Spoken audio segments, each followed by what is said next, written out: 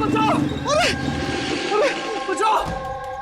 कोई है यहाँ पर? सर आवाज वहां से आ रही है। बचाओ मुझे! अरे कोई है यहाँ पर? कोई...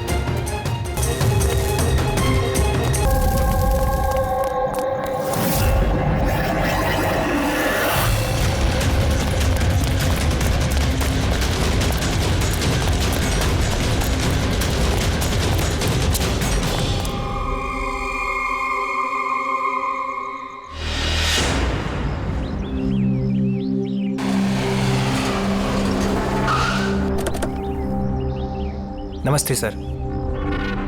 नमस्ते सर। ये मतलब जब ये ब्लास्ट हुआ तब तुम यहीं पर थे? यस सर, मेरे साथ एक और कांस्टेबल था खरनार, उसे बहुत चोट आई है, अभी वो हॉस्पिटल में। तुम यहाँ पहुंचे कैसे? सर हम लोग नाइट पेट्रोल पे थे, यहाँ से गुजर रहे थे तभी किसी की चिल्लाने की आवाज़ आई। हमने उसे नहीं देखा, यहाँ पे पहुँचे जैसे कुछ करते कि इससे पहले ही बॉम्ब ब्लास्ट हो गया।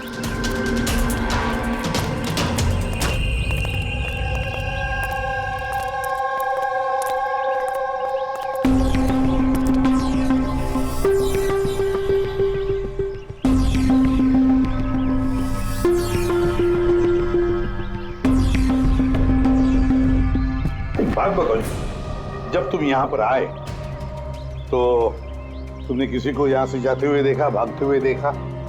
हाँ सर, मैंने उसका पीछा भी किया था पर वो निकल गया। वो मेरे आगे ही था पर पता नहीं अचानक कैसे गायब हो गया। और इधर खरनार की हालत सही नहीं थी तो फिर मैं उसके पास वापस आ गया। सही किया तुमने, गुड वर्क। पंकज जरा रास्ता चेक करो, देखो बॉम्ब का बचा कुचा कुछ पार्ट मिलता है क्या, और जो कुछ भी मिले एविडेंस में ले लो उसको।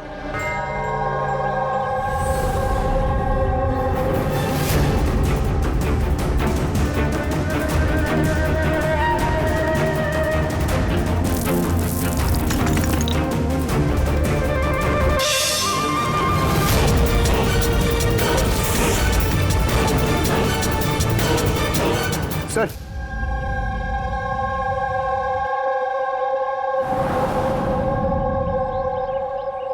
डायनामाइट स्टिक, और सर इस पे बैच नंबर भी लिखा हुआ है। Arrow dynamic. सर हाँ, ये चमक रहा है कुछ।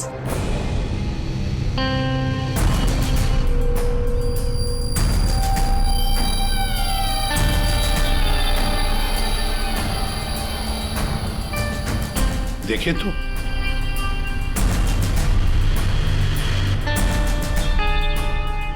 गया, ये तो दांत है, सोने का दांत। एक मिनट, जरा मैग्नीफाइंग ग्लास दो।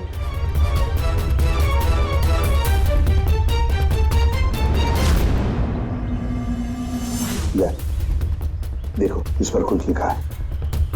हाँ सर, NK लिखा हुआ है। NK? तो कहीं ये मरने वाले के नाम का इनिशियल तो नहीं है? बिल्कुल हो सकता है, और कहीं ऐसा तो नहीं ये NK नाम का जो भी है किडनैप किया गया हो। और अगर किडनैप किया है तो सर उसके घर वालों ने कहीं ना कहीं तो गुमशुदा होने की रिपोर्ट लिखवाई होगी। हाँ, चेक करते हैं, देखते हैं कितने NK इनिशियल्स के कितने लोग गायब हुए हैं।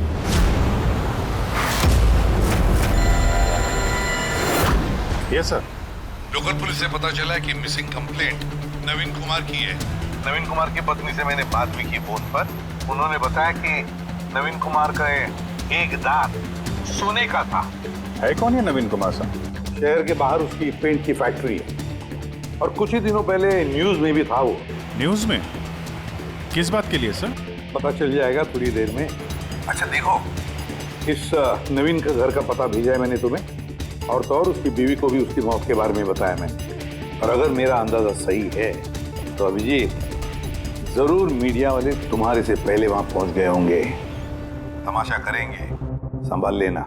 हम लोग देखते हैं सर। या हाँ, नवीन कुमार के घर चलना है, एड्रेस भेज रहे हैं सर। नवीन कुमार! नवीन कुमार! नवीन कुमार! नवीन कुमार! नवीन कुमार! नवीन कुमार! अरे आओ आओ। नवीन कुमार!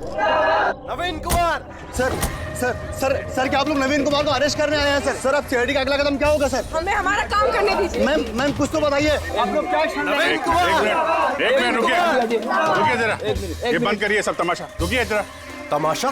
सर तमाशा तो नवीन कुमार ने मचा रखा हमारे शहर में सर, उन लोगों ने। नवीन कुमार की मौत हो चुकी है। He's no more. इन्होंने मारा मेरे पति को। कौन है सबके सब? अब बोलोगे या अंदर कर दूं? बोलो क्यों कर रहे हो ये सब? सर हमने नहीं मारा है सर। सर नवीन कुमार की पेंट की फैक्ट्री है सर, जहाँ हर रोज सैकड़ों टन जहरीला कचरा नदी में बहा दिया जाता है। सर ये तो हमारे प्रोटेस्टर्स हैं, हम उनके अगेंस्ट प्रोटेस्ट कर रहे हैं। सर यकीन मानिए हम लोग क्रिमिनल्स नहीं हैं, हम लोग सोशल वर्कर्स हैं सर। झूठ बोल रहा है ये। धमका के रखा था इसने मेरे पति को। रोज धमकी देता था। नहीं सर मैं कोई धमकी नहीं देता था, वो तो कोई और लोग हैं सर। कौन है बोलो? सर ये वही लोग हैं जो सोशल सर्विस के नाम पर गलत काम करते हैं, लॉ एंड ऑर्डर का मिसयूज करते हैं सर। सर मैं और मेरे प्रोटेस्टर्स हम उन लोगों में से नहीं है सर। किस तरह की धमकी मिलती थी आपके पति को? हुआ क्या था? ये लीजिए चाय। अरे वाह, गर्मा गर्म चाय। अच्छा उस एनजीओ का क्या हुआ? उन एनजीओ ने तो नाक में दम कर रखा है। फैक्ट्री में वर्कर्स को काम ही नहीं करने दे रहे। अब तो सर से पानी ऊपर निकला जा रहा है। लगता है पुलिस को इन्वॉल्व करना पड़ेगा। सुनिए। वाह नवीन साहब, आप जैसे शरीफ लोग अब पुलिस के पास जाने लगे। तुम अंदर कैसे आया? आपको याद दिलाने आया हूँ कि जो आप कर रहे हैं वो गलत कर रहे हैं। अभी भी वक्त है, सुधर जाइए। शट अप, सारा जबान मत चलाओ। अभी के अभी इस घर से निकल जाओ। I said get out. कहाँ घुसने से रोकोगे तुम? किस किस को रोकोगे? हम जैसे लोग तुम जैसों से डरते नहीं है, समझे? पता है क्यों? क्योंकि हम तुम्हारी तरह गलत काम नहीं करते। आज तो मैं तुम्हारे घर में घुसा हूँ। अगर तुमने अपने फायदे के लिए मासूमों की जिंदगियों से खेलना बंद नहीं किया ना, तो तुम्हारी फैक्ट्री में घुसेंगे। तुम जैसे गुंडों से निपटना मुझे अच्छी तरह आता है, और ये फालतू की धमकियां ना किसी और को जाके देना। मुझे जो करना है मैं करूंगा, और तुम्हें जो करना है ना कर लो। मैं धमकी नहीं दे रहा हूँ, समझा रहा हूँ। अगर तुमने अपने उल्टे काम बंद नहीं किए ना, तो तुम्हारी फैक्ट्री तो मैं बंद करवा के ही रहूंगा। तू मेरी फैक्ट्री बंद कराएगा? मेरी फैक्ट्री बंद कराएगा तू? सुनिए प्लीज आप शांत हो जाइए और आप इन्हें परेशान करना बंद कीजिए। आप जाइए यहाँ से प्लीज। प्लीज कह रही तुम इसे? इससे तो मैं लात मार के घर से बाहर चल बाहर निकल। ये कहां से आवाज आई है?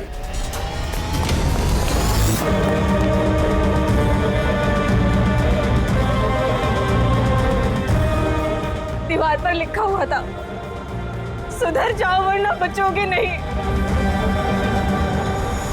और आखिर मार ही डाला इन्होंने नवीन को। इन्होंने मार डाला मेरे पति को। कसम से सर, मैं सच कह रहा हूँ, मैंने कुछ नहीं किया सर। जिन्होंने किया उसके बारे में बताओ। सर बिल्कुल क्यों नहीं बताऊंगा सर। सर उन्हीं की वजह से तो आज हम फंसे हैं सर। सर हम प्रोटेस्टर्स हैं, हम सोशल एनवायरनमेंट के लिए प्रोटेस्ट करते हैं सर। सर वो लोग किसी भी हद तक जा सकते हैं सर। पहचान सकते हो उन्हें? बिल्कुल, क्यों नहीं, लेकिन हमारी सेफ्टी का क्या सर? वो बहुत खतरनाक लोग हैं सर। डोंट वरी, तुम्हें कुछ नहीं होगा। नाम के सोशल वर्कर्स हैं खाली, क्रिमिनल्स हैं तीनों के तीनों। क्रिमिनल्स हैं? ये तुम्हें कैसे पता? मुझे क्या, हर किसी को पता है कि उनके ऊपर कितने केसेस चल रहे हैं। हमेशा वो बेल पर ही बाहर आया है सर। वो इंसान अपने आप को कुदरत का रखवाला कहता है, नेचर गार्डियन। सर सबसे पहले वो दिनकर। नवीन जैसे लोगों के चारों तरफ दुश्मनी होंगे सर। वो कहते हैं ना सर, जैसी करनी वैसी भरनी। क्या मतलब? हा? क्या कहना क्या चाहते हो तुम? इतने मासूम लोग की जिंदगी उसने खराब की थी सर। हो सकता है उसी में से किसी ने बदला लिया होगा। किसी ने क्यों? हम तो कहते हैं कि बदला तुमने ही लिया होगा, तुम्ही ने मारा होगा उसे। नहीं सर, मुझे उससे कोई पर्सनल दुश्मनी नहीं थी। मैं उसको क्यों मारूंगा? क्योंकि तुम्हें नवीन के तौर तरीके से तकलीफ दी। क्यों? सर अगर मुझे ऐसा करना होता तो मैं कब का कर चुका होता। नवीन न जाने कितने सालों से हमारे वातावरण में जहर घोल रहा था। तो खुशी तो बहुत मिली होगी तुमको। नवीन की मौत की खबर सुन के किसी और ने तुम्हारा काम कर दिया, क्यों? नहीं सर, मुझे उससे कोई हमदर्दी नहीं थी, लेकिन मैंने नहीं उसको मारा। हम क्यों माने कि तुम सच बोल रहे हो? सर, जिस वक्त की आप बात कर रहे हैं उस समय मैं यूनिवर्सिटी में लेक्चर दे रहा था। आप चाहे तो प्रोफेसर देसाई से बात कर सकते हैं, उस वक्त मैं वहीं पे था। सर पल्लवी, वो हर दूसरे दिन न्यूज पे दिखते रहती है किसी न किसी से झगड़ा करते हुए। सर सोशल वर्क की फील्ड में आप किसी भी इंसान से पूछिए उसके बारे में, सबको पता है वो कैसी है, वो अपनी टीम से कैसे उल्टे सीधे काम करवाती है। हाँ तो करती हूँ मैं टेढ़े काम, सीधे तरीके से लोगों को बात कहाँ समझ में आती है। लेकिन मैं सीधे सीधे पॉइंट पे आती हूँ। हमें लगता है कि तुमने नवीन का खून किया है। मैडम, अगर आपको ऐसा लगता है तो आप अपना और मेरा दोनों का टाइम वेस्ट कर रही हैं। आई एम एन एक्टिविस्ट, मैं कोई क्रिमिनल नहीं हूँ। लेकिन हमने तो सुना है कि आप आए दिन किसी न किसी कंट्रोवर्सी में फंसी रहती हो। सर बात ऐसी है कि अगर कोई सच्चा इंसान हिम्मत करके सही के लिए खड़ा होता है ना, तो लोग डर जाते हैं, सहन नहीं कर पाते, खास करके अगर वो एक लड़की हो। आप तो जानते हैं ना सोसाइटी की मेंटेलिटी को। अच्छा, लेकिन हमें तो आपकी मेंटालिटी सही नहीं लगती। क्यों? सिर्फ इसलिए कि मैं किसी से डरती नहीं, आपसे भी नहीं, इसीलिए मैं क्रिमिनल हो गई। वैसे भी कल रात को मैं न्यूज लाइव के डिबेट पे थी, आप चाहे तो चेक कर सकते हैं। मैं चाहूंगी तो नवीन का खून नहीं कर सकती थी। मैडम, आप ये काम अपने आदमियों से भी करवा सकती है। तो ठीक है, अगर आपको इतना कॉन्फिडेंस है तो प्रूव कर दीजिए और डाल दीजिए मुझे जेल में। वो प्रकाश, वो हर रोज किसी न किसी को गालियां देता है अपने सोशल ब्लॉग में। उन्हें जो पॉल्यूशन फैला रहे हैं सर, वो लोगों को उकसाता है, भड़काता है उनके खिलाफ। मैं घर पर ही था सर, अपना ब्लॉग लिख रहा था जैसे हमेशा लिखता हूँ। हमेशा की तरह लोगों को भड़का रहे थे, उनका ब्रेन वॉश कर रहे थे नवीन जैसे लोगों के खिलाफ। क्यों? सर, नवीन से मेरी कोई जाति दुश्मनी नहीं थी और पर्यावरण के लिए मैं अवेयरनेस स्प्रेड करता रहता हूँ। जाति दुश्मनी नहीं थी तो हमेशा तुम्हारे ब्लॉग में नवीन का नाम क्यों होता है? वो भी टॉप 4-5 लोगों में। कल भी जो ब्लॉग लिख रहे थे उसमें नवीन का नाम था ना? हाँ सर, नवीन का नाम था उसमें, और इस बात को मैं छिपाऊंगा भी क्यों? वो गलत आदमी था, लेकिन इसका मतलब ये तो नहीं है कि मैं उसको जान से मार दूंगा। क्यों नहीं मारोगे? ऐसे लोगों से तो तुम्हें सख्त नफरत है ना? तुम्हें लगा होगा कि तुम्हारी सारी मेहनत बेकार जा रही है, और फिर नवीन को इतने समझाने के बाद भी नवीन एनवायरनमेंट को खराब किए जा रहा था, इसलिए तुम्हें गुस्सा आ गया और फिर तुमने नवीन को खत्म कर दिया। मैं एक रिस्पॉन्सिबल सिटीजन, कोई क्रिमिनल नहीं हूं सर। मेरा काम ही यही है, अपने ब्लॉग के जरिए अच्छे और बुरे का फर्क समझाना, किसी को नुकसान पहुंचाना नहीं। सर, इंटरोगेशन में तो कोई भी डरा हुआ नहीं लग रहा था। हाँ, डरे हुए तो नहीं लग रहे थे, फिर भी इन तीनों पे कड़ी नजर रखनी चाहिए। क्यों सर? फ्रेडी, डर बहुत अजीब चीज होती है। अगर इन तीनों में से किसी ने खून किया है तो जरूर डर के मारे वो कोई ना कोई गलती करेगा, कोई ना कोई गलती जरूर करेगा।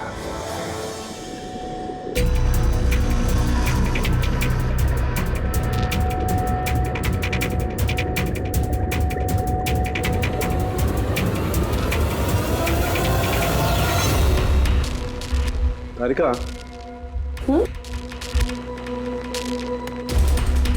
देखो इस पर कोई फिंगरप्रिंट है क्या? चेक करो।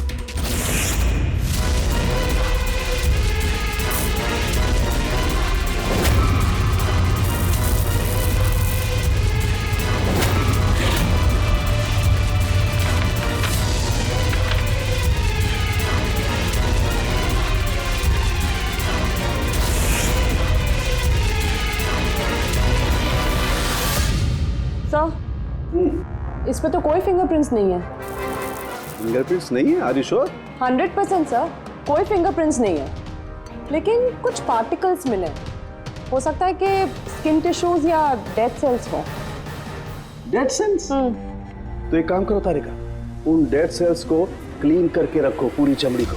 वो आएंगे ना अभी श्रीमान प्रद्युमन, जानते हो ना हर चीज में अपनी नाक डालते हैं, जरूर पूछेंगे। Please clean it up. तो डायनामाइट पर कोई फिंगरप्रिंट्स तो नहीं मिले, लेकिन किसी के डेड स्किन टिश्यूज मिले, सड़ी हुई चमड़ी के टुकड़े। सड़ी हुई चमड़ी? हो सकता है वो सड़ी हुई चमड़ी के टुकड़े उसी आदमी के हो जिसने डायनामाइट लगाया हो। हाँ सर। तो सड़ी हुई चमड़ी के टुकड़ों से तू डीएनए टेस्ट तो कर सकता है ना, पता तो चल सकेगा। बॉस, सड़ी हुई चमड़ी से डीएनए निकालना बहुत मुश्किल काम है। हाँ, लेकिन एक बात पक्की तौर पर कह सकता हूँ, जिस किसी ने भी इस डायनामाइट को आखिरी बार पकड़ा है ना, उसे एक स्किन डिजीज है, चमड़ी की बीमारी, और वो भी बहुत सीरियस बीमारी। ऊपरी तौर पर देखने से शायद पता ना चले, लेकिन बॉस ये बीमारी उसे अंदर ही अंदर खत्म कर रही है। फिर तो इस बीमारी के जरिए हम उस तक पहुंच सकते हैं। हाँ, पर कोई सुराग तो चाहिए।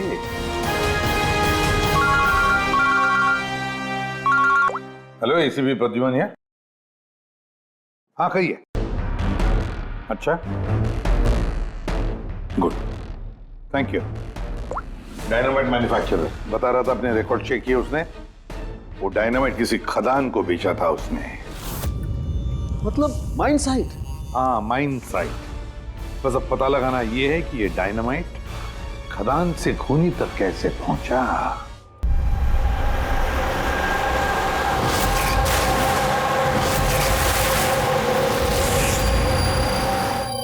एक डायनामाइट उधर लगाओ, ठीक है?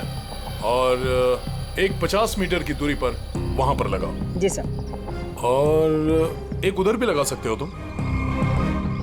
जी सर। और एक सीधे लगाओ वहां पर, बिल्कुल 50 मीटर की दूरी पर, और ये 6-6 सेकंड में ब्लास्ट होने चाहिए। जी सर।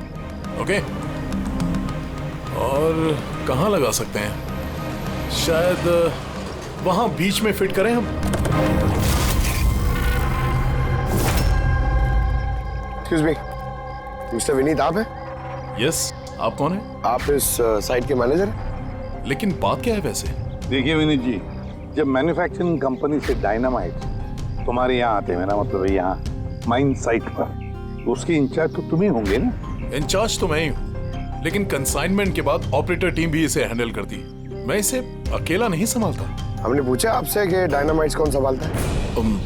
जरा ये डायनामाइट स्टिक ध्यान से देखिए। क्या बैच नंबर देख के बता सकते हैं कि इस लॉट के बाकी के डायनामाइट स्टिक्स इस वक्त कहाँ हैं? साहब, ये लास्ट कंसाइनमेंट का लगता है, अभी यूज नहीं हुआ है, गोदाम में पड़ा होगा। चलो दिखाओ। विनीत, जब ये डायनामाइट का कंसाइनमेंट यहाँ पर आता है तो उसे चेक भी तुम ही करते होंगे, तुम जो इंचार्ज हो, है ना? हाँ हाँ हाँ, ऑफ कोर्स सर। तो आपको इस बैच के कंसाइनमेंट में कोई गड़बड़ लगी? गड़बड़?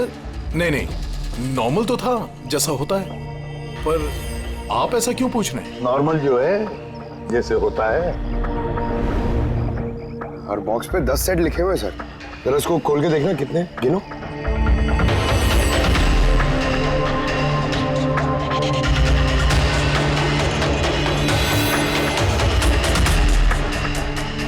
साहब, एक सेट कम है साहब।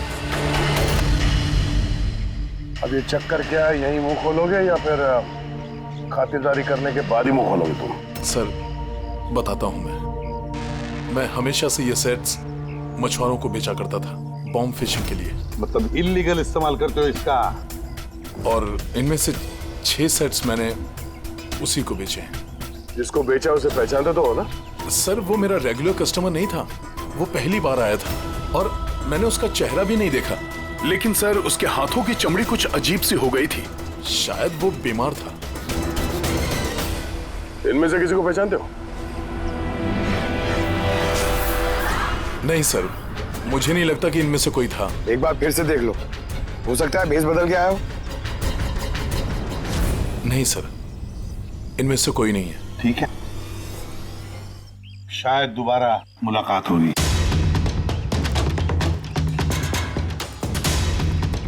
सर मुझे लगता है हमें उन लोगों की लिस्ट बनानी चाहिए जिन्हें इस तरह की बीमारी है। आई नो थोड़ा मुश्किल है, बट ट्राई करते हैं सर। नहीं, ट्राई तो करना ही पड़ेगा दया। सबसे बड़े बड़े हॉस्पिटल और छोटे से छोटे नर्सिंग होम, क्लिनिक्स में जाकर पता लगा इस बीमारी वाले पेशेंट्स के बारे में। हो सकता है अगर हमारी किस्मत अच्छी हो तो कुछ सुराग हाथ में लग जाएगा। Sir let's go.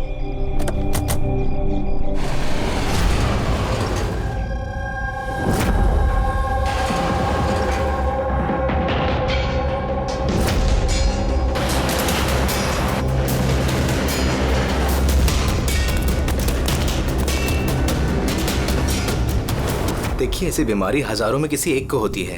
हालांकि ऐसे पेशेंट्स की लिस्ट बहुत लंबी है। कईयों को पता भी चलता है लेकिन इलाज नहीं कराते। इसको ढूंढना तो बहुत मुश्किल है। जानते हैं, पर फिर भी हम कोशिश करना चाहते हैं। इस आदमी का मिलना हमारे लिए बहुत जरूरी है। या आई कैन अंडरस्टैंड, लेकिन एनवायरमेंटल इन्फेक्शन कंटेजियस डिजीज भी है जो एक इंसान से दूसरे इंसान में फैलता है, और इसको ट्रेस कर पाना तो। एक मिनट, क्या कहा आपने? Environmental infection? जी, मतलब हमारे आसपास के एनवायरनमेंट में होने वाले इन्फेक्शन, हवा पानी वगैरह से उससे फैलने वाला इन्फेक्शन। चलिए मैं आपको एक पेशेंट दिखाता हूँ।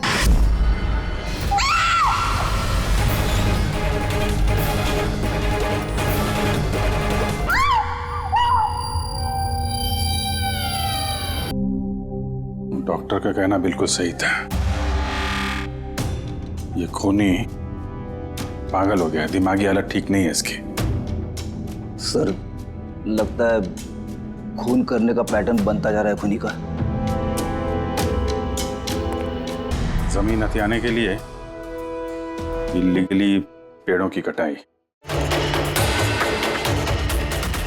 खूनी ने इनके साथ भी वैसे, वो भी प्रकाश के गायब होने के ठीक बाद। वेपन कौन सा यूज किया होगा? 100% चेनसॉ, वरना हड्डी के साथ मांस को इस तरीके से काट के बॉडी के 2 टुकड़े करना इतना आसान नहीं है। सर, अगर चेन सॉ का इस्तेमाल किया है तो आवाज तो हुई होगी, घर में किसी ने तो सुना होगा। रात में घर पे और कौन कौन था? मेरे हस्बैंड तो काम से बाहर रहते, घर में सिर्फ मैं, पापा और हमारा नौकर था। आपने कुछ आवाज सुनी थी? नहीं, कोई आवाज नहीं सुनी थी। रामानंद जी की किसी के साथ दुश्मनी या फिर धमकी वगैरह मिली थी उन्हें? हाँ, कुछ हफ्ते पहले कुछ अजीब हुआ था। पापा को कोई धमका रहा था और घर के बाहर दीवार पे भी किसी ने कुछ लिखा था कि सुधर जाओ वरना तुम्हारे साथ भी वही करेंगे जो तुम पेड़ों के साथ करते हो। सर, एग्जैक्टली जैसे नवीन के केस में हुआ था। सर, एक बात समझ में नहीं आ रही है। खूनी घर के अंदर घुस के इतनी बेरहमी से खून करके चला जाता है, किसी ने कुछ देखा नहीं, किसी ने कुछ सुना नहीं, कैसे? शायद इन लोगों को बेहोश कर दिया गया हो। देखिए, हमेशा क्या कि आप लोगों को बेहोश कर दिया गया था खाने पीने की चीजों में कुछ मिला के, इसीलिए आप लोगों को कुछ सुनाई नहीं पड़ा। बेहोश? जी हाँ, कैसे ये पता नहीं, और इसी का पता लगाने के लिए हमें यहाँ की जितनी भी चीजें हैं फॉरेंसिक लैब में भेजनी पड़ेंगी।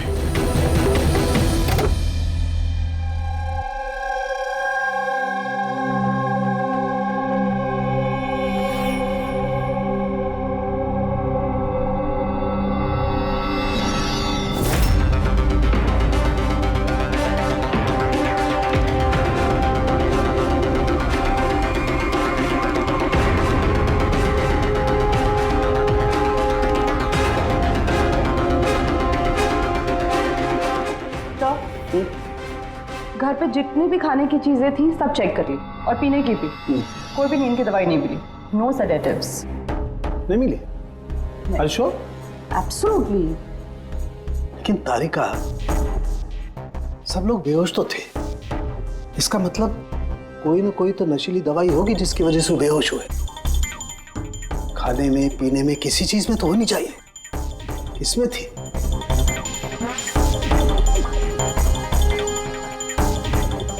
हाँ, नशीली दवाई थी। इस एसी में। एसी में? यस, इस एसी में नशीली दवाई मिलाई गई। जैसे इसकी हवा कमरे में फैली, पूरी नशीली दवाई फैल गई, सब बेहोश हो गए। Check it. यस।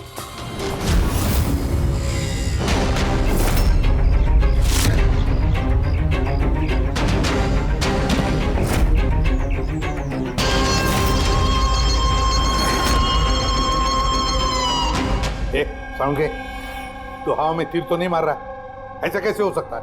ऐसा ही हुआ है बॉस। एसी में नशीली दवाई थी। मुझे एसी के ब्लोअर में, उसके फिल्टर में, सब जगह सेडेटिव मिला है, और वो भी बहुत हाई डोज।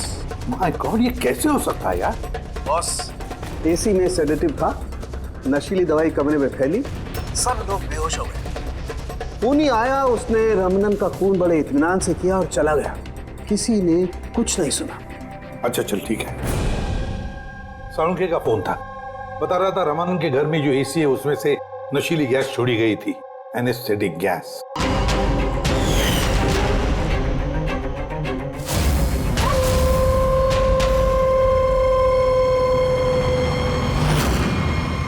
एनेस्थेसिया देकर लोगों का ट्रीटमेंट करते हो तो सुना था।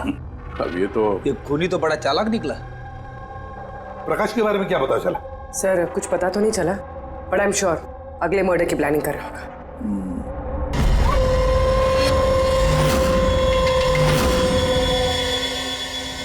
लेकिन अगर खूनी बीमार है तो ये प्रकाश तो अच्छा खासा भाग रहा था।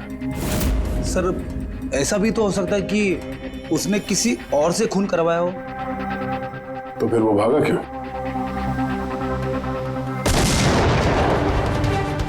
आवाज कैसी? चलो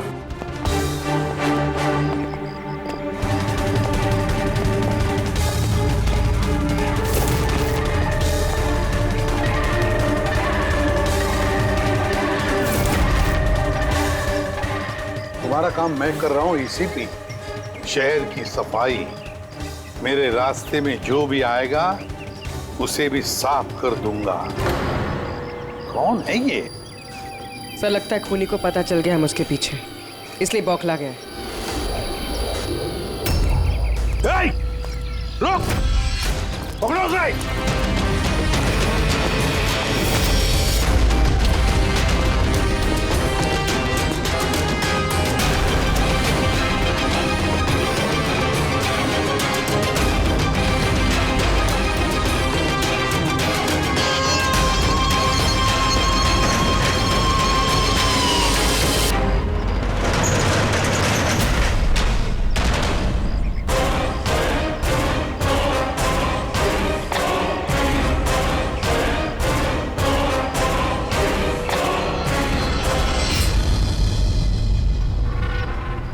सर, सीआईडी से ये अलर्ट आया है।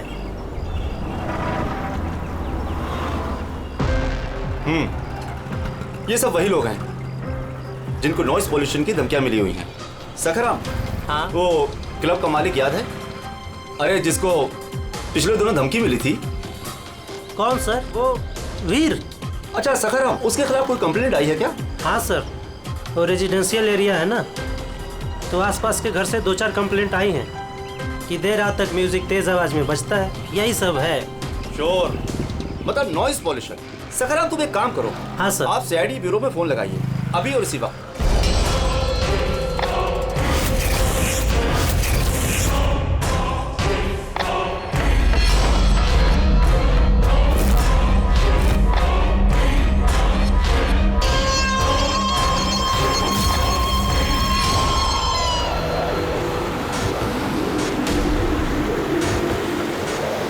जल्दी करो अभिजीत, जल्दी करो। We are on the way sir. Club La Mesa का मालिक है, उसका नाम है वीर।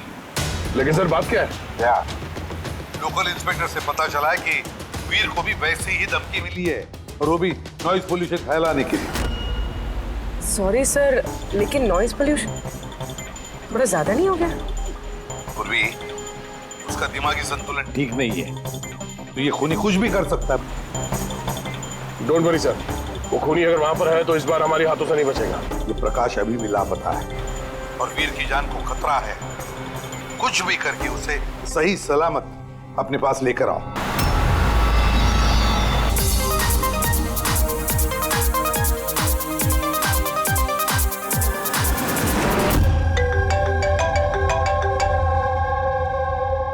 हेलो हेलो वीर, मैं एसीपी प्रद्युमन बोल रहा हूँ, सीआईडी से। सीआईडी? क्या बात है सर? मेरी बात ध्यान से सुनो, तुम्हारी जान को खतरा है। क्या? लेकिन मुझे कौन मारना चाहता है? देखो वीर, अगर तुम क्लब में हो तो कहीं भी बाहर मत जाना। मेरे ऑफिसर्स वहां तुम्हारे क्लब पे आ रहे हैं तुम्हारी सेफ्टी के लिए। और एक बात, भीड़ में ही रहना, लोगों के बीच रहना, समझे? अकेले कहीं पर भी नहीं।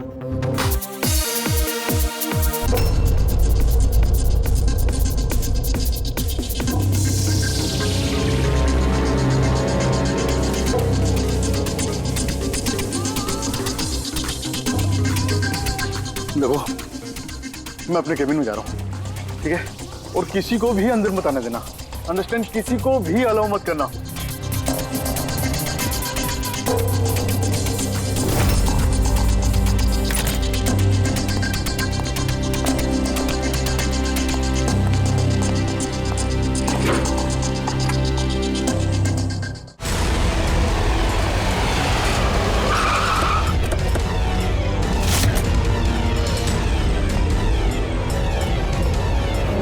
सीआईडी।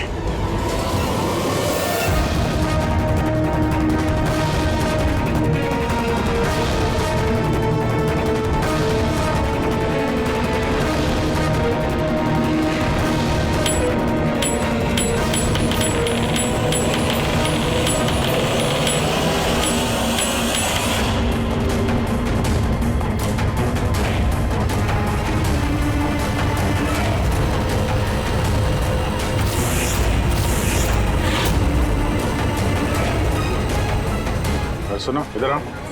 जी सर। वीर कहाँ है? सर वो किसी से मिलना नहीं चाहते। हम लोग सीआईडी से। कहाँ है वो? आइए सर।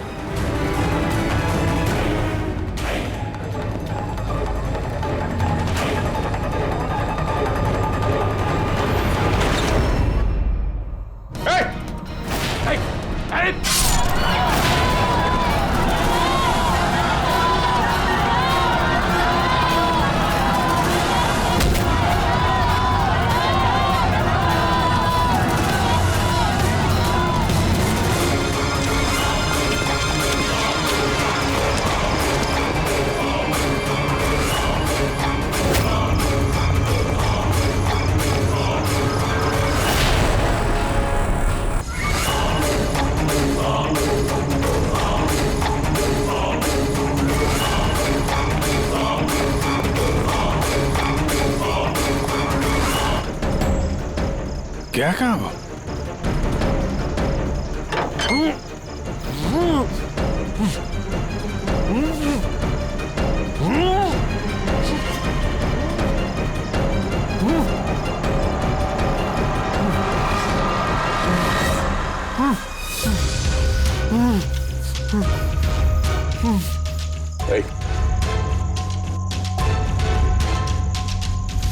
प्रकाश,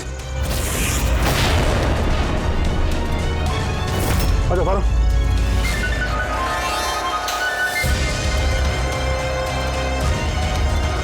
यहाँ कर क्या रहा था? हैं? नाटक कर रहा था क्या हमसे छुपने के लिए? नहीं अभिजीत, लगता तो नहीं है। इसके हाथ पैर बंधे हुए थे। लगता है किसी ने हाथ पैर बांध के इसे यहाँ फेंक दिया। पूर्वी, एसीपी साहब को फोन करके बताओ कि प्रकाश मिल गया और मरहम पट्टी भी करो। सर जाओ। चलिए। समझ में नहीं आता हर बार हाथ से निकल कैसे जाता है। गायब कहाँ हो जाता है? उसे आसमान खा गया या जमीन निकल गई।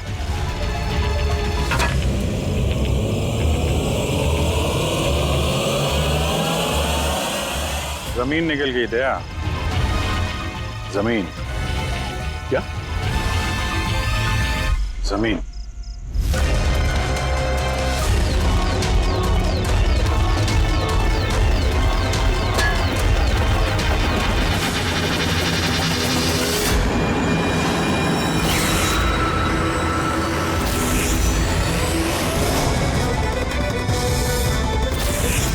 बाहर निकल। क्यों? खून करते वक्त तुम्हारे हाथ नहीं कांपे, अब कांप रहे? जेल जाने के डर से? यह एड्रेनलिन का असर खत्म हो गया। हाँ? जिस इंजेक्शन के दम पे तुम भाग रहे थे उसका असर खत्म हो चुका है। अब मुंह खोलोगे भी या मुंह खोलने के लिए और एक इंजेक्शन देना पड़ेगा? मुझे कोई मजा नहीं आता इंजेक्शन लेने में, ये मेरी एक मजबूरी है। जो मुझे लेना पड़ता है। एक वक्त था जब मैं हट्टा कट्टा और मजबूत था। एक दिन मेरा एक बुरा वक्त आया और मुझे इस बीमारी ने घेर लिया। फैक्ट्री, मिलों से निकलने वाला जहरीला धुआं और कचरा, जो पोल्यूशन, उससे लाखों लोग इन्फेक्टेड थे। पता नहीं रोज कितने पेशेंट आते थे। उनके साथ रहते रहते मैं भी बीमार हो गया। बीमारी कब हुई तुम्हें? 6 महीने पहले। और उन 6 महीनों में इस बीमारी ने तुम्हारे शरीर के साथ साथ तुम्हारे दिमाग पर भी असर करना शुरू कर दिया। तुम्हें पता है तुमने क्या किया? हाँ? मैंने किसी का कुछ नहीं बिगाड़ा। बिगाड़ा उन लोगों ने। हवा, पानी, सब में जहर घोल दिया। बस तब मैंने सोच लिया, जिन लोगों ने मेरी ये हालत की है उनको मैं छोड़ूंगा नहीं। मैं बदला लेके रहूंगा। और इसीलिए तुमने बीएमसी में नौकरी की, ताकि पूरे शहर के सीवेज सिस्टम का नक्शा तुम्हें याद हो जाए। उसका फायदा उठा के तुम वहां से भाग जाते थे। हमें लगता था कि तुम अचानक कहाँ गायब हो गए।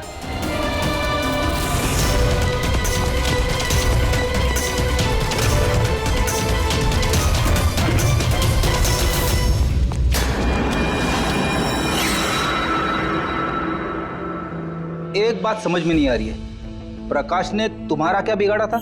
हाँ, उसे किडनैप क्यों किया? वो उस रात वहीं पे था, रमन्नन के घर के बाहर। वो उसका घर जलाने आया था। वो कुछ करता उसके पहले उसने मुझे देख लिया था घर से निकलते वक्त। और तुमने उसे किडनैप कर लिया ताकि वो किसी के सामने मुंह ना खोले। हाँ? तुम उसे मार भी सकते थे, तो फिर उसे जिंदा क्यों छोड़ दिया? मैंने बोला ना सर, मेरा बदला सिर्फ उन लोगों से था जो आसपास की हवा, पानी में जहर घोल रहे थे। मैं तो सिर्फ अपना संसार बचा रहा था। मैं कोई बचपन से खूनी नहीं हूं। दुनिया बदलने का ठेका तुम्हें दिया किसने? मोहन, तुम्हारे इस बदले की आग ने इतने सारे लोगों की जानें ली। उनकी जान लेना जायज नहीं था। बहुत गलत किया तुमने। कानून तुम्हें कभी माफ नहीं करेगा। तुम्हें कड़ी से कड़ी सजा होगी।